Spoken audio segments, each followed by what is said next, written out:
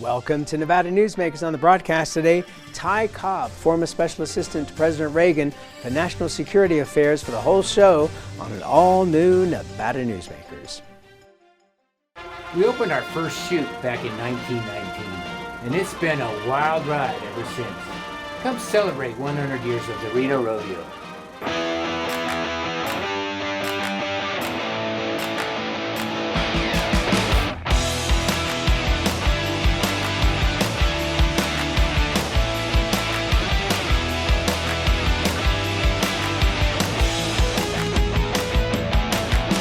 It's a big damn deal.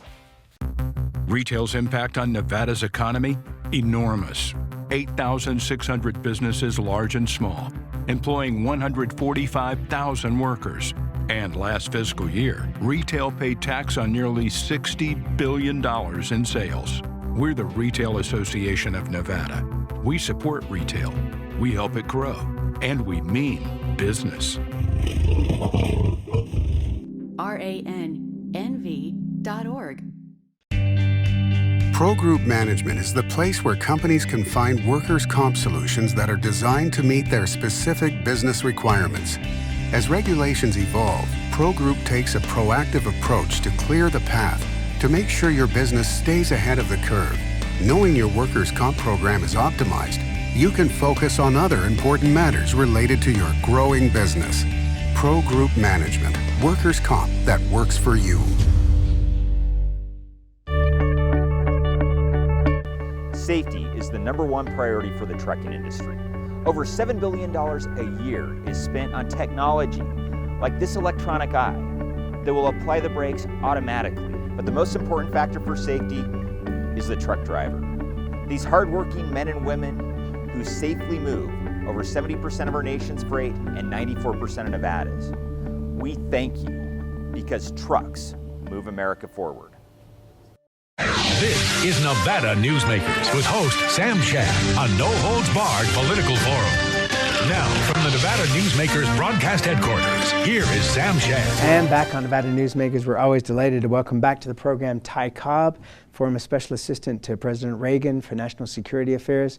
Pleasure to have you back on the program, sir. Always great to be here, Sam. Thank you. So, a lot of people feel that cyber is the biggest threat to this country at this point. Would you agree? I would. I know most people would put Russia, Iran, China higher. But what worries me about cyber is the increasing ability for very small groups of individuals to cause enormous destruction and harm through the employment of various cyber hardware and software. One of the things that concerns me is that it seems that we're so unprepared for it. It seems that the power companies and others it's not they haven't taken it seriously, they just don't have the resources. Isn't it the government's responsibility to look out for these enterprises? Oh, it is, and it's a major priority within the government. In the military, for example, there's the U.S. Cyber Command, which conducts offensive operations, but it does quite a bit of work in the defensive area. The federal government is entirely absorbed by the various means of employing cyber warfare against individuals and companies and governments. What keeps you up at night regarding cyber? What would be your biggest concern in terms of a threat to this country? That there would be a cyber attack that would cripple our infrastructure, and that would be the delivery of electrical power or water supply. That's far and away what really concerns me. Okay, and how long would we last without those entities? I mean, you know, everything that we have, I mean, you can't go to a store and have somebody make change because there is very little money anymore. It's all done electronically. It could cripple the banking system as well as communications. More and more we're seeing governments at the national, state, and local level, as well as companies building in resiliency and redundancy, so that if the primary form of transmitting knowledge or voice collapses, that there is then a backup way of communicating. I've talked to cybersecurity experts, for example, about Las Vegas and what would happen if Las Vegas were to lose power. And it would not take very many days before there would be a major crisis. You know, for example, how would you get gasoline? Gasoline requires electricity to pump it out. Yeah. You have thousands of people. At some point, 150 to 300,000 people in hotel rooms in Las Vegas without air conditioning in the middle of summer. This would be an instant crisis. Well, if the cyber attack was so thorough that it could cripple both water delivery, fuel delivery, communications, then we're in real deep trouble. But I think what you will see is increasingly governments at all levels are building in, as I said, redundancy so that if a primary system fails, there's a backup. And maybe not as quick, as thorough, but particularly dealing with the emergency services, fire, police, and water, this is the case.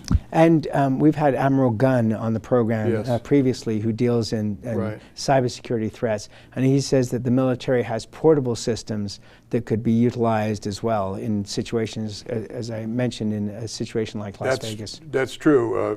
I've been in the military for 26 years. We would hate to have to go back to rely on the wire or other systems that we had when I was there. But we do have that redundancy built in the military, yeah. All right, let's talk about our current White House and a situation where you have a commander-in-chief who, without talking to his aides, will send out a tweet that may be at direct odds with something that they have put out. You spent many years in the Reagan administration. How different was the White House then in terms of things being orderly? We used to kind of worry about there would be an off-the-wall remark made by perhaps the president, vice president, or one of the secretaries. But I've never, Sam, seen anything like the current White House and the propensity of the president himself to immediately send out a tweet or some form of communication on an incredibly complex subject that totally disrupts the normal diplomatic means of communicating. I can imagine that the Secretary of State, Pompeo, and the Secretary of Defense, Mattis, are just constantly waking up in the morning saying, he tweeted what? It's extraordinarily disruptive. Okay, so and I imagine that where I was in the White House complex, every morning you come in and you're trying to repair the damage. Tell the allies, no, we're still on track with our negocations. No. That was the White House calling to... Yeah, they'll probably want to correct me. But I would imagine the people that are occupying the offices that I did have to come in the morning, wake up, and just say, okay, how do we put Humpty Dumpty back together again? All right, so I mean, because we know that this is the situation, it's been going on 3 years now, do you believe that the diplomats already have a network set up to say, check with us before you react to a presidential tweet? No, I don't think there's certainly anything formal like that. That would be very extraordinary. But my guess is that the ambassadors, particularly the ones that are not political, appointed directly by the president, but more reflect evolution of having been a diplomat in the State Department for quite a few years. I think that they probably have direct lines to the number 2 in the Élysée Palace, Buckingham Palace, and places like that. They can say, well, that's not U.S. policy, that you can ignore that. But Sam, having a president that is so prone to just jump on the tweeter and send out extraordinarily important judgments on major issues must flummox the diplomatic establishment. All right, let's take a break. More with Ty Cobb when we come back. Tamarack Junction is South Reno's hotspot with over 450 of the latest slots and video games. Sully's Sports Bar, the Dining Car Restaurant, William Hill Sportsbook, and the Tamarack Steakhouse and Lounge. We're just north of the Summit Mall in South Virginia. Yeah. Because of UMC, I'm putting my free time to good use. Because of UMC, she keeps me on my toes. Because of UMC, And this guy, I'm here. UMC, the highest level of care in Nevada. Hi, I'm Eric Robnett, owner of Home Energy Experts. Has this ever happened to you? Honey, did you remember to turn down the thermostat? Forgetting to set the temperature? Not fun. We can help. Our new smart thermostat keeps the temperature set for your comfort all by itself. I'm feeling hot now. To increase your comfort, go to homeenergyexperts.com for details. That's homeenergyexperts.com. The signs and symptoms of cataracts can start out small with subtle changes in your vision. So don't wait. Be proactive and take your vision into your own hands. If you're experiencing the onset of cataracts or just have questions, contact your eye care professional or call Eye Care Associates of Nevada today. Dr. Hiss has years of experience specializing in the surgical correction of eye disorders and has completed over 84,000 vision correcting procedures. At Eye Care Associates of Nevada, we'll change the way you look at the world.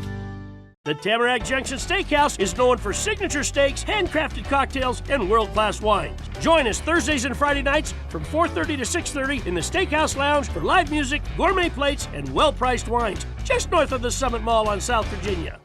This is Nevada Newsmakers. And back on Nevada Newsmakers, we continue our conversation with Ty Cobb. He's the former Special Assistant to President Reagan for National Security Affairs. President Obama warned President Trump that the biggest threat to him was going to be North Korea. Do you agree? I would absolutely agree. North Korea is a primary threat that we need to be concerned about at the present time. China and Russia present serious long-term concerns, but they don't rise at the present time to the level of that we must direct our attention toward the challenge from North Korea. You know, what's fascinating is just a week or so ago, the South Korean press put out a story that the negotiating team that worked on President Trump's last visit with the North Korean leader had all been either murdered or disappeared. And then suddenly the chief negotiator reappeared all of a sudden. What do we make of this? There's an extraordinary amount of distrust within the hierarchy of the North Korean leadership by the supreme leader, including suspicions about his sister, who has frequently appeared and now has been somewhat missing, which lends some credibility to the theories that there is serious dissension within North Korea, perhaps within the military establishment, to the current regime of Mr. Kim. Do you think that there is the China alternative where, you know, in the past the United States government has talked about China being able to hold back the North Koreans. Can they do this if they choose to, or is at this point, do you believe that the North Koreans are so far advanced with their nuclear technology that the Chinese really can't influence them? Good question. China, by no doubt, has the most influence over the thinking of the current leadership in Pyongyang. However, even China's influence is limited by a number of things, and it includes the rapidly advancing capabilities that North Koreans have to deliver offensive missiles against any adversary, including now the United States. Does it concern you the ability of North Korea to sell their technology to either other nation states or to individual groups around the world that could cause harm to the United States? Good point. I'm extremely concerned about the erratic leadership in Pyongyang, North Korea, to the extent that I have deep worries about the transfer of technology that has gone, for example, to Iran and maybe to some dissident groups in the Arab world. I am concerned by the, as we discussed, rapid development of the offensive missile capabilities of the North Korean regime. So much so, Sam, that I would speculate that there are alternative plans that have been developed for a preemptive strike on North Korea and a overturning of the current leadership. What do you think might spark others to take that kind of action? I think any movement in the South China Sea area by North Korea against the Navy ships that we have patrolling that area would be the most likely spark. If by some chance North Korea launched a missile, perhaps an errant one that went toward North America, that could be the spark. I think it's a highly volatile situation where unintended consequences can become so important that they lead us to a confrontation and a decision to initiate hostilities, because the fear of waiting too long could mean enormous destruction to our own infrastructure. Well, that's a very, very scary thought. Let's take a break. We'll come back more with Ty Cobb after this timeout. Dimitri Prine here for Design Outdoor. Come visit Design Outdoor's store and backyard to see our wide selection of fire pits, barbecues, and pizza ovens, natural stone water features and fountains, and frost-proof pottery. Our store and backyard are located at 11600 South Virginia, just north of DeMonte Ranch Parkway. Visit designoutdoor.com or call us at 851-9499. One of the most psychologically damaging things parents can do to children in divorce is disparage one another, which is why I can't believe I even have to make this commercial. Half of your kids' genetics come from this person you're spewing hate about. Your children have the right to love you both, but more than that, they deserve to love themselves. Marilyn York might be a men's rights divorce attorney, but this is for every selfish parent. Shut up!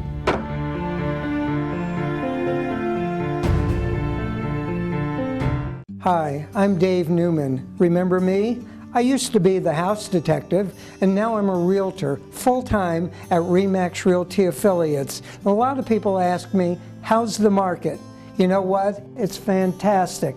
If you're even kicking around the idea of buying or selling, give me a call. Let's talk about it. Call me at RE/MAX Realty Affiliates and just ask for the guy who used to be the house detective, Dave Newman. Everyone is talking about opioids, but they're not the only drugs that can be harmful if taken in large quantities or not as prescribed. You also need to be aware of side effects from anxiety drugs, muscle relaxants, sleep aids, and stimulants. Mixing prescription drugs with other drugs or alcohol can be dangerous. If you take Ambien with a glass of wine, it may be enough to stop you from breathing. Prescribed drugs can be just as dangerous as illegal drugs. Take medications only as directed. This is Nevada Newsmakers. And back on Nevada Newsmakers, we continue our conversation with Ty Cobb. He's the former special assistant to President Reagan for national security affairs and remains totally involved in that topic. Were you surprised the other day when Chinese warships showed up in Sydney Harbor? Yes, the reach of Chinese diplomacy and military action is increasing every day. And what used to be an insular country concerned with the defense of the mainland and the coastal areas, now they're showing possible entries into what we call the power projection arena. Although this was more a show of presence, certainly not of military impact, the Chinese are saying we are no longer going to be limited to being a land power into this area. The other thing that was interesting at the same time that article came out was a discussion by people in the military and government in Australia that they are now looking to defend themselves and have relationships with other Southeast Asian countries because they can no longer depend on the United States. Do you believe that? It's true that that was said, and what that goes back to is that President Trump has been quite voluble in speaking out against what he feels is the Allies' failure to provide sufficient resources as the treaties require. And he's tired of the United States carrying the heavy load in NATO and in the Southeast Asian area, and is saying, well, if you're not going to increase your defense spending to the levels we agreed on and the size of your armed forces and adhere to our agreements, then I'm not so sure that the United States protective umbrella will extend to your country. Does that benefit the United States, in your opinion? Because isn't that show of power what has driven the United States through 2 world wars and beyond? Yes, Sam, but I do sympathize with President Trump's views, and this was true even back in the Reagan administration, that there has been a notable failure on the part of most of our allies in NATO and in other treaty areas to adhere to the agreements, which principally amounts to the amount of the GNP that will be allocated to defense. So it's about time, I think, to say we're not going to be here to pull all your potatoes out of the fire. But you look at Britain, and Britain is cutting back on their defense spending as well. They are, but they're still one of the higher ones, you know, but you'd have to look to all of the multiple NATO countries. Only 1 or 2, like Estonia, are really fulfilling their mandate. So I would agree with President Trump. It's time to say, either you adhere to the treaty agreements or we're going to have to rethink our commitments. When you hear the discussions about Iran from the United States, do you feel that we're hearing the same drumbeat and making the case towards war that we heard in the Iraq War, or do you feel that this is a whole different story? Feel what? That it's a different story, that it's not the same situation as we saw, where the administration, the Bush administration, made a case for the war in Iraq. Are we making a similar case for the war in Iran, or is this just more noise? Neither. With the case of Iraq, it was very clear that a decision had been made, at least in the president's mind, that we needed to move in and topple Saddam Hussein. And then the build-up for the rationale and the alliances proceeded. With respect to Iran, I'm certain that no decision has been made with respect to any kind of military action. However, Iran is viewed correctly as a serious adversary that sponsors forces that are inimical to our interests in that region, particularly in the area around Iraq and Lebanon, Egypt. And I think that treating Iran as a hostile entity is entirely correct, but I don't see any indication that there are preparations for military action. It would require an extensive buildup before we did anything. But to cause dissonance within Iran and to promote disgruntlement on the part of the citizens against the leadership is exactly what we're doing. It's now become very public that Israel and Saudi Arabia are cooperating on a whole number of levels. How long has this really been going on? Is it longer than we think? Oh, definitely longer than we think. What we're seeing now is the physical manifestation of a long-time private conversations that have gone on between the king and the prime minister in Israel. But the level of discussion about cooperation and activities, including the military sphere, is new. And it's very significant. And other powers in between are Saudi Arabia and Israel are understanding.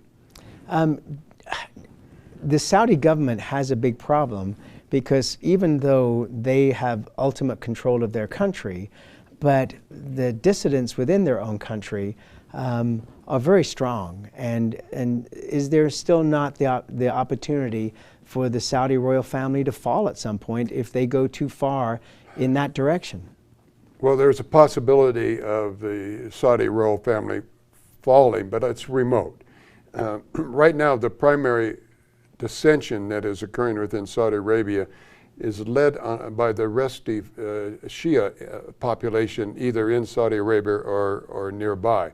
For the most part, Saudi Arabia is a Sunni country, and the populace, very small population, is very supportive of the monarchy. So that threat is not going to come from traditional Saudi military or Sunni entities. It would come from outside being directed by an entity like Iran. We've got about a minute left, and I'm going to change topics on you. Nuclear waste, Yucca Mountain. You've been somebody who's been a proponent of Yucca Mountain and getting the benefits that you believe would come to the state of Nevada. Bruce Breslow was on the program just recently and said that there was never an offer of a dime from the federal government to benefit Nevada for Yucca Mountain, and that the scientific community that's been hired by the state of Nevada is strongly against this. Just give us a quick response, if you would. Well, not true. The federal government has told the state of Nevada to sit down and negotiate, which it's refused to do. So you can say we've not had an offer. Well, you haven't sat down to listen. But the Department of Energy has made it very clear that if, and the Congress especially, that if Nevada were prepared to accept the spent fuel, not waste, and store it, at least temporarily, that we would be compensated in terms of improvements to communications, highway structure, as well as outright grants. The best proposal is that we accept the nuclear spent fuel, the waste, on a short-term basis with a commitment by the government that it will reprocess that fuel into an inert, harmless entity, as well as a fuel that could be reused for the production of electricity. This is the course of action we ought to be taking. That's where we have to leave it. Always a pleasure to have you on the program, sir. Thank you. Thank you. And we'll be right back.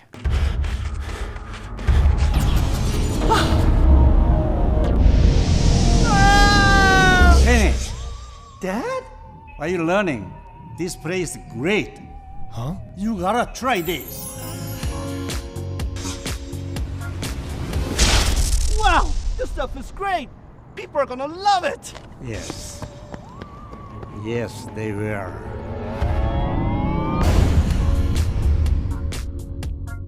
St. Ives Florist, for every holiday and every special occasion, for romance. Custom home design. We have the largest selection of fresh flowers in northern Nevada, and we also offer a large selection of unique gift items. Come see me, Lori Ann, at St. Ives Florist, 700 South Wells Avenue, or call me at 333-9190. Pro Group Management specializes in providing industries with the necessary components to satisfy and exceed workers' comp requirements. Every business has unique needs and specific regulations. Pro Group Management stays ahead of the curve, providing up-to-date services to keep your industry in top form. Discover how we simplify your tasks, improve efficiency, and reduce expense to keep you moving in a positive direction.